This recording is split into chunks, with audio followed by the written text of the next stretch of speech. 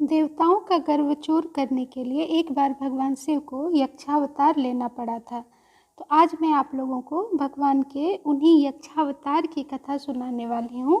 अभिवादन मित्रों, आप सबका आपके अपने चैनल पे बहुत बहुत स्वागत है। सर्वप्रथम आप सबको मेरा नमन। तो आज मैं आप लोगों को भगवान के यक्षावतार की कथा सुनाने जा रही हूँ। अगर आप लोगों को ये कथा अच्छी लगे, ये वीडियो अच्छी लगे, तो कृपया इस वीडियो को लाइक करें, सब्सक्राइब करें, शेयर करें, कमेंट करें और अंत तक ज़रूर देखें। ये मेरा आप लोगों से विनम्र आग्रह है कि आप इस वीडियो को अंत तक ज़रूर देखें, तभी आप भगवान की ये कहानी को अच्छी तरह से समझ पाएंगे। तो ये कहानी शिव पुराण से ली गई है। एक बार ब्रह्मा जी बोले, हे नारद, अब मैं तुम्हें यक्षावतार के विषय में बताता हूँ, जिसने तुरंत ही सब देवताओं का मत दूर कर दिया था। जब देवता तथा दैत्य समुद्र मंथन के समय परस्पर लड़े और उसमें दैत्य देवताओं से पराजित हो गए, तब देवता अपने अहंकार में भरकर शिव जी को भूल स्वयं को पृथ्वी, आकाश तथा पाताल का स्वामी समझने लगे।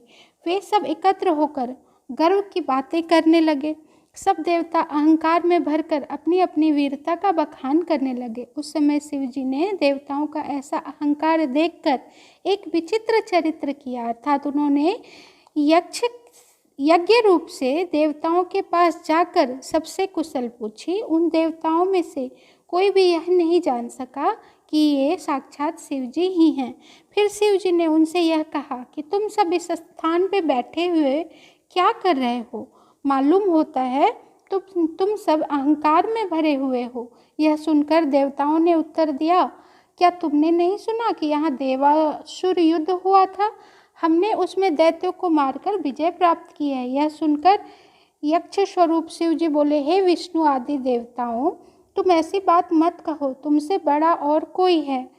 तुम इस प्रकार अहंकार की बातें मत करो, क्योंकि तुमसे भी बड़ा जो पुरुष है वह सबसे बलवान तथा तेजस्वी है। वह जो कुछ चाहता है वही करता है। यदि तुमको इस बात का विश्वास ना हो तो तुम सब मिलकर एक तिनके को काट कर दिखाओ। इतना कहकर यक्ष रूप शिव जी ने एक तिनका देवताओं के ऊपर फेंक दिया। तब सब देवताओं ने अपने अपने शस्त्रों का प्रयोग कर उस तिनके पर किया, परंतु यह तिनका हिला तक नहीं, अपने स्थान पर जैसा पड़ा था वैसे ही पड़ा रहा। यह देखकर इंद्र ने अत्यंत क्रोधित होकर अपना वज्र उस तिनके पर चलाया, परंतु वह भी निष्फल रहा। तदुपरांत विष्णु जी ने क्रोधित हो अपना एक चक्र तिनके पर मारा, परंतु वह भी असफल रहा। उस समय सब देवता अत्यंत लज्जित हुए। इतने में यह आकाशवाणी हुई कि हे देवताओं, तुम अपने मन में किसी बात का संशय मत रखो। तुम सब अहंकार के वशीभूत हो, अपने स्वामी को नहीं पहचान रहे हो। उन्होंने तुम्हारा अहंकार दूर कर दिया, फिर कभी ऐसा अहंकार मत करना।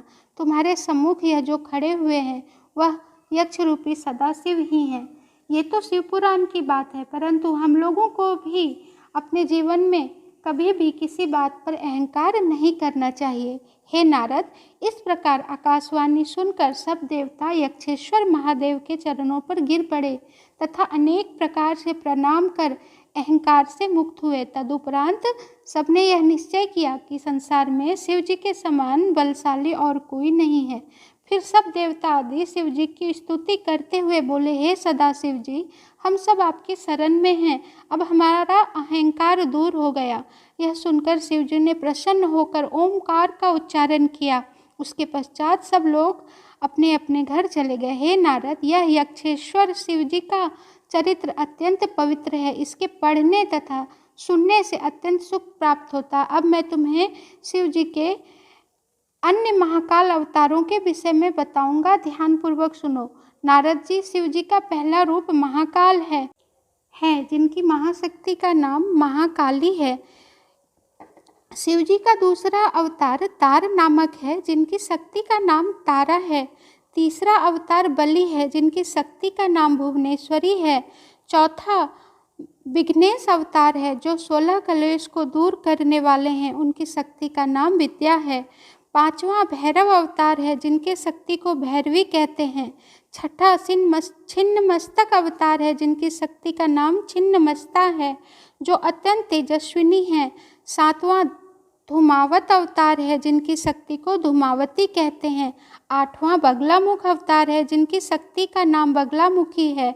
9वां मातंग अवतार है जिनकी शक्ति का नाम शक्ति मातंगी नाम से जानी जाती हैं। 10वां कमल अवतार है जिनकी शक्ति का नाम कमला है। इन 10 अवतारों के पूजन तथा 10 शक्तियों की सेवा से समस्त मनोरथ सफल होते हैं। और इस प्रकार शिव जी के ये 10 अवतार पूर्ण हुए।